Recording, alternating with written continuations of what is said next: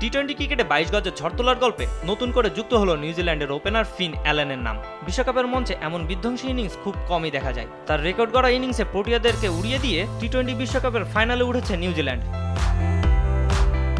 কলকাতার ইডেন গার্ডেন্সে দক্ষিণ আফ্রিকার বিপক্ষে টার্গেট ছিল 170 রান, সেটিকে মামুলি বানিয়ে 13তম ওভারে কিউইরা জয় তুলে নেয় অ্যালেনের বিধ্বংসী ইনিংসের কল্যাণে। শুরু থেকে 4 ছক্কার বৃষ্টিতে প্রথম 6 ওভারে অ্যালেন ও শেফার জুটিতে তুলে নেয় 84 রান। অ্যালেন প্রথম 50 রান করেন 19 বলে। দুর্দান্ত খেলে এদিন কেবল দলকে জয়ই এনে দেননি তিনি, 33 বলে সেঞ্চুরি করে কিউইর ব্যাটার গড়েছেন বেশ কয়েকটি রেকর্ড। নিউজিল্যান্ডের পক্ষে দ্রুত সেঞ্চুরি তো বটেই, গড়েছেন বিশ্বকাপ ইতিহাসে দ্রুততম সেঞ্চুরির রেকর্ড। আন্তর্জাতিক টি-20তে যা তৃতীয় দ্রুততম। 27 বলে সেঞ্চুরি করে এস্তোনিয়ার সাহিল চৌহানের ঝুলিতে আছে দ্রুততম সেঞ্চুরির রেকর্ড। তুরস্কের ফাহাদ 29 বলে শতক হাঁকিয়ে আছেন দ্বিতীয় স্থানে।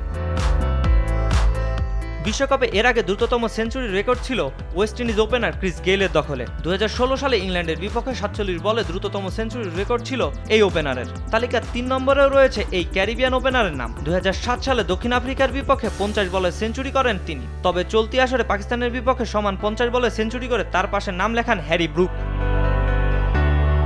টি-20 বিশ্বকাপে বাংলাদেশের একমাত্র সেঞ্চুরির রেকর্ড রয়েছে তামিম ইকবলের। 2016 সালে ওমানের বিপক্ষে 60 বলে সেঞ্চুরি করে এই টাইগার ওপেনার। নিউজিল্যান্ডের হয়ে আন্তর্জাতিক টি-20তে দ্রুততম শতরানের রেকর্ড অনেকটা ব্যবধান পেছনে ফেলেন অ্যালেন। আগের রেকর্ড ছিল গ্রেন ফিলিপসের। 2020 সালে ওয়েস্ট ইন্ডিজের বিপক্ষে 46 বলে সেঞ্চুরি করেন তিনি। তবে বাংলাদেশের বিপক্ষে দ্রুততম সেঞ্চুরির রেকর্ড ডেভিড মিলারের। 2017 সালে 35 বলে সেঞ্চুরি করেন এই মার্কুটে ব্যাটার। কাজী মাহিম হাসান, RTV।